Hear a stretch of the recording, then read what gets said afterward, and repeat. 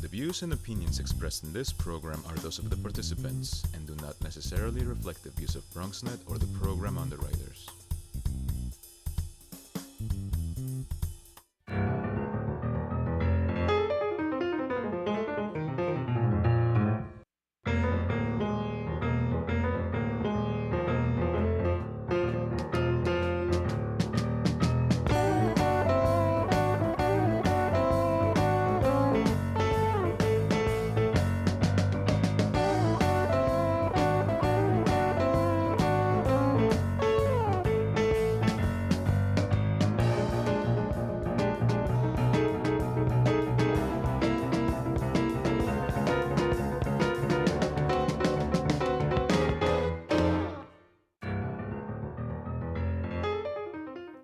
Good evening and welcome to BronxTalk. I wrestled for a while on how to cast tonight's program. We have two top-flight experts as our guests. One is a college professor, writer, and poet who specializes in Latinx culture and is currently working on a project that examines the creative worlds and cultural productions of Mexican migrants in New York City within an unsupportive society. And the other is the leader of a Muslim rights organization. And in the context of an intense dialogue across America about immigration, race, and prejudice, underscored by recent mass shootings apparently fueled by rhetoric that comes from the streets as well as places as high as the White House, how can we, in our diverse Bronx, wrap our arms around it all? So I've summed up our task tonight in one word: hate. Here we are in a borough of unimagined diversity, and yet in America's cauldron of hate chokes us from within and without. And that's what we're going to examine all of that tonight. Hate. And how does it play across America? And yes, here in our beautiful Bronx. Please join me in welcoming an assistant professor of English at Lehman College and the author of books and poetry specializing in Latinx culture and literature, Dr. Melissa Castillo Planas. Nice to have you with us. Thank you for having me. And also the executive director of the Muslim Community Network of New York, Aniqa Nawabi. Nice to have you, Ms. Nawabi. Dr. Castillo Planas, let's start with you. Give me an overview of, I guess, really two parts. What's going on in America, and then how does it play in the Bronx? Is it going on in the Bronx? Are we somewhat separate because we're so diverse? What do you see? What do you think? I mean, I think right now we're seeing not an unprecedented, because this has happened in history before, but a new rise of attacks on the Latinx community. In many ways, it's a replaying of history of the 1920s, of the 1930s, of the 1950s, which have all seen periods of deportations of largely Mexican immigrants, but that's growing more to be Central Americans as those populations are joining the U.S. But what's different, I think, about right now is that you've never had that attack be so openly led by the person in the White House. So you've had policies that have affected Latinos that have led to increased deportations, even by our last president, President Obama, but you've never had direct rhetoric that is inspiring people, for example, like the El Paso shooter, to directly attack Latinx people. Just to get right into that specifics, there's no doubt in your mind that, because obviously the manifesto included language that came from the president and other leaders, you have no doubt that that was directly responsible for fueling the intentions of that shooter. Absolutely. White supremacy is not something new, but white supremacy that is so openly and violently acted out is definitely on the rise, and numbers show that. And so the president's rhetoric is not creating racism. Racism existed beforehand, but it is bubbling it up. Exacerbating, exactly. That's the correct word. It's inspiring people to act more violently, and not just violently, but you see attacks on people all the time. If they hear people speaking Spanish, telling people to go back to their countries. This happened to my mother-in-law recently, who is an immigrant from Paraguay and has lived in this country for, 40, 50 years at this point, being told to go back to her country. NYPD says hate crime-related arrests were up 19% this year. My thing, in part, I study numbers, we all see the numbers that are out there. I am interested in dialogues between people, and when I look at social media, and I see it doesn't matter what is suggested. Maybe there's crime in a neighborhood, maybe there's some housing issues. Somewhere along the way through that dialogue, let's say on a Facebook post, somebody comes up and makes some sort of statement relating to the perceived ethnicity of whoever's involved. And I don't know that I've ever heard that before in the Bronx. Let's talk with you, Ms. Nawabi, about the Muslim community. I guess ever since 9/11 was a much more visible target maybe than ever. Give me a status report. How are we doing? And you can be as specific. I know you work in New York City and the borough of the Bronx. Talk to me about where we're at. Of course. Just to go along what the doctor said here, the Muslim community has been facing an ongoing backlash since 9/11. And if you see the statistics right now, the hate crimes are back at the same levels during the whole presidential electoral process and everything. You're talking about in 2016. Right. They're at similar levels as it was right after 9/11. So they've definitely, So we've seen like this and then now back up. Exactly. The MCN, we work with the youth population, and what we see is Muslim students face 40% of religious-based bullying in schools across America. This is compared to about 23% for Jewish students and another 10 to 13% of Protestant students. So Muslim students are facing a lot of discrimination and bullying in schools, and this is all related to, again, the rhetoric that is kind of happening with the national politics of this country. Well, the actual legislative actions and the legal actions of selecting which countries it's okay to come from and not, I guess that sets the tone. How does it play out? Like, what is the play out of that? Is it simply in the dialogue that I was referring to in social media or in attitudes, or are there specifics? And then we're going to get back to you with the Latin community as well. Yeah. Are there specific actions that seem to get in the way of people's lives and change people's lives? Yeah, I mean, the Muslim travel ban has significantly affected the communities here in New York City. And I think a population that is most affected is the Yemeni American community, which have large concentrations both in Brooklyn and the Bronx. Families are literally being separated.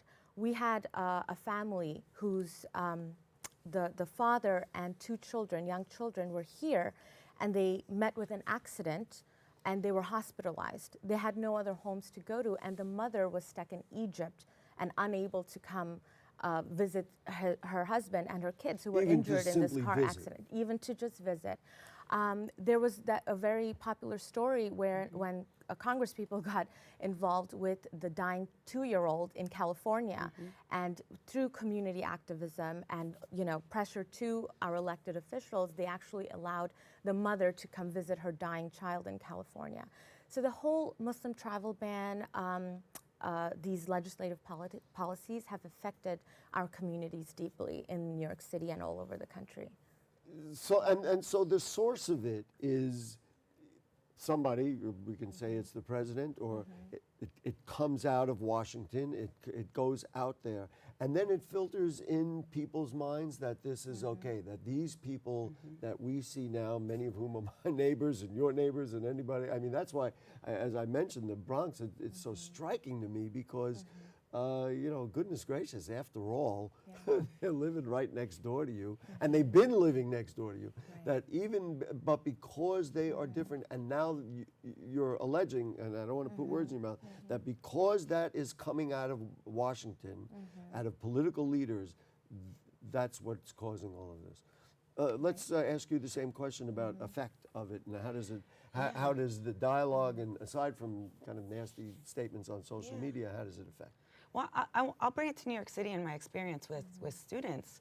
I've had Yemeni students write about their experiences of facing In your English classes? In my English classes, facing issues of racism, even in the Bronx.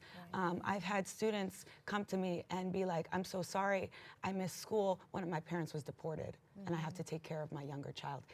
All students from New York City and largely from the Bronx. So this is affecting the Bronx as well. I think definitely people are scared, especially. By the way, just to interject, that's a heck of a story. Yeah. And here's somebody who, belongs here, belongs. I hate to even use the word belong here, but here's somebody who, is a citizen, is enrolled in college, is working like any of us to better themselves, like many of us and the people, who came before us, to better themselves. And then they come to school and they say, well, mom was deported, so who's caring for the kids? Exactly. I want trauma is really affecting. Since you deal with language and poetry and words, I want to talk about the word illegal. Now, many people say, well, if you use the word undocumented, which is frankly what I've used all the time, they say, well, you're just, being politically correct and all that. The fact is they are illegal. They are here illegally. If you break the law, then I can't help you. You should be deported. What is your reaction to that when they say, look, these people should not have come here, or they may have overstayed a visa, they may have done any number of things, but they are undocumented and called illegal because they have no status to be here. And so therefore, sorry, don't do that, and you won't get deported or you won't break up your family. Yeah, well, there's 2 points to that. One, if you commit a crime, you're not illegal. What you did was illegal. So creating this action, this verb, into a noun is incredibly problematic. The person is not illegal. The action may be illegal. The second part of that is let's just address that. So if you commit a crime, then you may go to jail or whatever else. Right. If you do this and you did an illegal action by entering the country or staying in the country illegally. You don't call a criminal But illegal. then what should be your penalty? Your penalty should not be to be deported? Well, the second aspect That's where it gets of very that tricky. is the criminalization of immigration that has happened more recently, right? And that's a choice we're making as a society to criminalize immigration, right? I believe that it's a human right to move. If you're starving, if you're in danger, right, that is a human right, and human rights trump whatever criminalization that right now. Ironic right use now of the words White House by you, of course. is implying. And the last point is, right, that most of these people are coming and applying for amnesty, and amnesty is, again, another human right, and that's not illegal. So even by our own statutes, that's not illegal. We're trying to criminalize it, right, as a society, not myself, but generally, right, the White House is trying to criminalize it, but is not actually a crime. Muslim people who are traveling across the world, are they, it's a little bit of a different situation than people who may be crossing the border because they can, potentially sneak across the border, or there are many more places they can get across the border. Who are they and why are they coming to America? Right. And, are there, obviously now the doorways are closed from what they used to be, but just talk to me about literally the migration of Muslim people from across the world. Sure. So a lot of the Muslim community, as you know, in the last post 9/11 era, they've been impacted by war that has been inflicted on their countries. If you see the refugee crisis, Syria is being bombed from all over it's a geopolitical warfare there. Yemen is for the same thing. For the Bangladeshi community and also the African community, which are immigrant populations that are the largest immigrant populations in the Bronx, they have been actually migrating to the States through a lottery visa that has been issued to them over the 90s. Bronx is right now 37% immigrant. West African and Bangladeshi communities, which are both predominantly Muslim communities, have been the population that have been migrating here. And those, I have to add that those communities, by the numbers, are growing in the borough of the Bronx. I mean, I don't think there's any doubt about that. And they're bringing a lot of economic, growth to the Bronx, I would say. They are becoming owners of the bodegas. They are bringing their own ethnic kind of grocery stores. They're taxi cab drivers. They're contributing to the community. So the Muslim community overall, its immigration to the States, and let me really just add one thing before you proceed. Are many of these people ultimately getting documented and becoming citizens, or are they kind of in this no man's land of, well, you came here, but you were not able to move forward? I know one of the biggest issues leading up to the Trump presidency was how to convert people from, make them citizens, how long do they have to be here, and that process has been unclear and convoluted for so long. Absolutely. I'm sorry to interrupt, but I think that's an important absolutely. point. A lot of the older waves of immigration from Muslim countries, a lot of the growth in that population has been through sponsorship, and there has been a legal recourse to become citizens of the country, of the United States. Not to say that there absolutely are many undocumented and illegal immigrants coming to the country from Muslim countries, but I think moreover, there has been a path to citizenship, and people are very much willing to, find that path among the Muslim community. Yeah. The way people have been characterized, frankly, the people who are coming across the Mexican border and people coming from Muslim countries, is that they're coming here for the wrong reasons. That they're coming here because they're terrorists or they want to, not contribute. It's an easy thing to just say it's not true. I don't know what else to say. It's people that I meet in the Bronx, it's not true. What's your experience and what? Of course, it absolutely isn't true. It is absolutely. How silly of me to have brought it up. What did I tell you? No, but it's out there. That's what people. Certainly, it came from the president. That is the narrative. That's the wrong narrative that is being kind of, promulgated throughout the media or everywhere, social media, that they're coming for wrong reasons. But every immigrant that I know is coming for the same reasons why immigrants initially moved to the United States, and that's for opportunity. When the Muslim Community Network of New York picks up the phone from people who are saying, hey, I need some support or assistance, of course, I'm mostly interested in the Bronx, but really anywhere in the city, what are they saying to you? What are they asking for? What are they trying? What do they need help with? Right. Well, most recently, the travel ban has been a very large part of what's been the need around the Muslim communities. So my family can't come, we can't get visitors, if we leave, we may never get back. Right. That has been an issue, but also hate has been an issue. There have been many instances where our community members have been attacked on the streets, been verbally abused.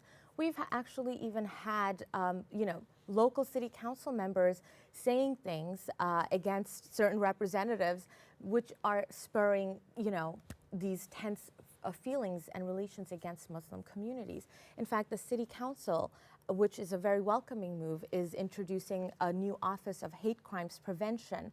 And this was due to kind of the attacks on Pittsburgh, Pennsylvania, the attacks on the synagogue, as well as the New Zealand attacks. We've really felt that this overall hate has come home, and there's a very big need to do something about it. That sounds like a very positive forward development.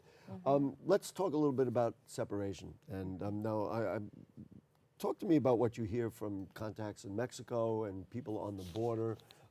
What's going on down there?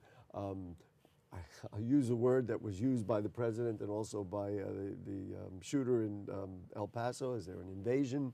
I mean, I understand that people are leaving South American countries. They're traveling through Mexico. Talk to me a little bit about that situation. I mean, what's important to remember is that some of the reasons why people are leaving Central America is due to U.S. involvement in Central America, U.S. interventions in Guatemala, for example, backing paramilitary that have then terrorized people. MS-13 was a gang that started in the United States, and we deported them back to Guatemala, El Salvador, and Honduras. That is a U.S. grown issue that we then inflicted on other people and now has become a transnational gang. And then the U.S. is kind of like washes its hand and says, we had nothing to do with it, we had nothing to do with it, when we absolutely have some responsibility to those countries in Central America. And a big issue with the current White House is that they are, instead of increasing support for programs in those countries, they're actually taking them away. So if you eliminate that, then the motivation or the reason, worse. The other part of it to me that seems just obviously self-defeating is that if you separate a parent from a child, and then the parent has to go back to whatever country they were from, I'm guessing, and I'm a parent, if it was my child, I would not sleep a day until I came back and figured out how to get back. So what you're doing by separating the children and breaking up the families, I guess it's some sort of threat. I guess that's what the idea is. If you come, we're going to take your kids away. That's a heck of a way of behaving. But then ultimately you're creating a situation where you're just giving motivation into their heart and soul that they're going to want to come back here, because they're never going to want to say, oh, I'll just go away and leave my kids. The other thing, I'm sorry, this is my part, I'm interviewing myself here, is do we have any idea what is the future for those children? I mean, to get them reunited is a heck of an administrative task. And we're I can't actually imagine. still separating them. Yeah. Well, that's 900 have been separated and what happens since in 2 the or 3 injunction. years to those kids? I mean, frankly, that's how you breed terrorists, people who have hate. I strongly believe that we are traumatizing a generation. I think we're going to be writing about this generation as a lost generation of young people who have been terrorized by the United States. I mean, I'm just the impact of being detained, being separated from your family, being put in these horrendous cells, being really not imprisoned, but corralled into these awful places. I mean, we don't know what effect that's going to have, but I cannot imagine it's going to be good. I mean, I really think this psychological trauma is going to be. I was just going to say, psychologists have a pretty good handle on what and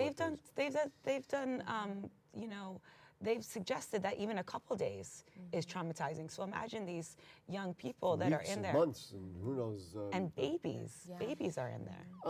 Talk a little, and I'm going to ask you the same thing. Talk to me culturally in the borough of the Bronx, and certainly you started with talking about that particular student. What do you see from students who do come from other countries, who study in your classes? What are they saying? What are their, aside from the specific concern that you talked about, especially when you hear, and I tell you, I can't believe that I heard it out of the president's mouth, go back where you came from. If I did that in the schoolyard, we're talking a long time ago, that's grounds for dismissal. You just don't say that. So talk to me about what they're saying, what they're thinking, how culturally because you study this, how culturally does it impact people who are here now in the borough of the Bronx? Yeah, I think the students and just the young people absolutely feel attacked. They feel attacked. They may generally feel maybe safe in their neighborhoods, amongst their families, but generally they feel attacked. Do they see it within their circle of friends? In other words, like, for example, we have a multicultural crew that of students that work on our programs here at BronxNet.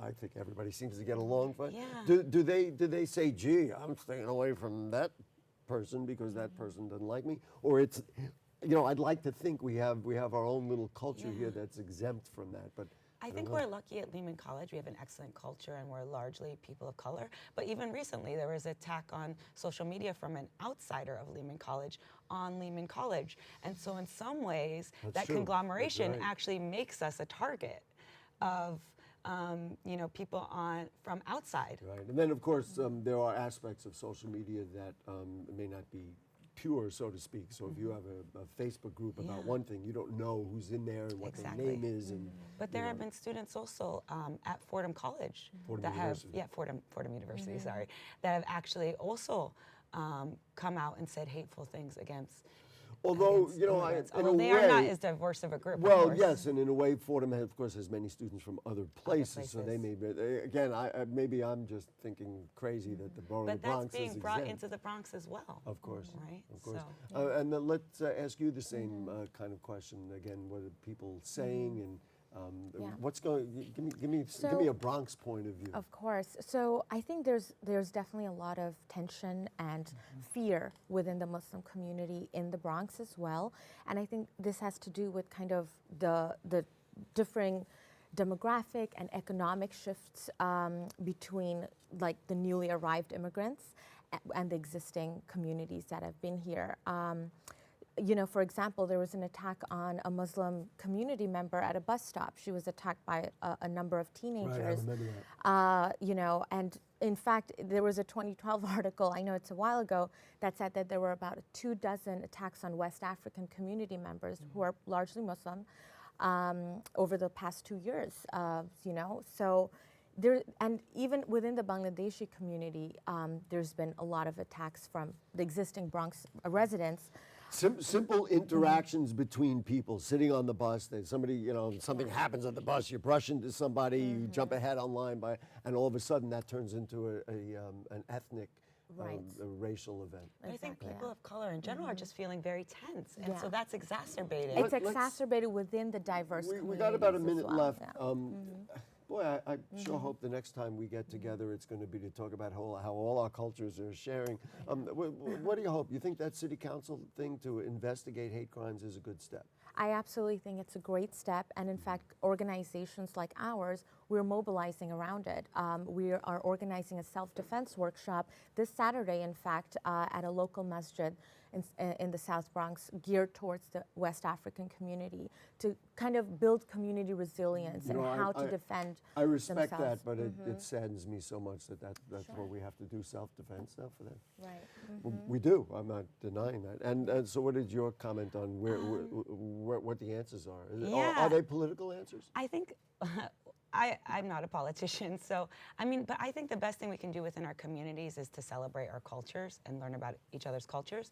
So I vote for that. Do we Lehman- get the vote? Gary votes Yeah. for that. Gary puts his at hands Lehman up. College, we're organizing a very large Hispanic Heritage Month this year, and so I invite you all to visit my website. I'll connect the link When of is that Lehman gonna be? College. It's from September 15th to October 15th. And that's good. At the beginning of the school year, get everybody on the same page. We invite the community we to come all- in as well. Well, then I'm happy that my alma mater is doing something wonderful. Listen, for Aniqa Nawabi, thank you so much. Thank you. And Dr. Melissa Castillo Planas, thank you so much. As I said, let's hope the next time we get together, we'll be talking about, wow, how great everybody's getting along. That's what we're really course. trying to do. Folks, if you have further questions or comments on anything you heard on tonight's show or anything going on in the Bronx, email them to us at bronxtalk@bronxnet.org. You can send us a tweet at BronxTalk, post them on our Facebook page, and we'll try to get you a response as necessary. Thanks to our producer, Helen Greenberg. Director is Nick Marrero. We will see you next week. Good night.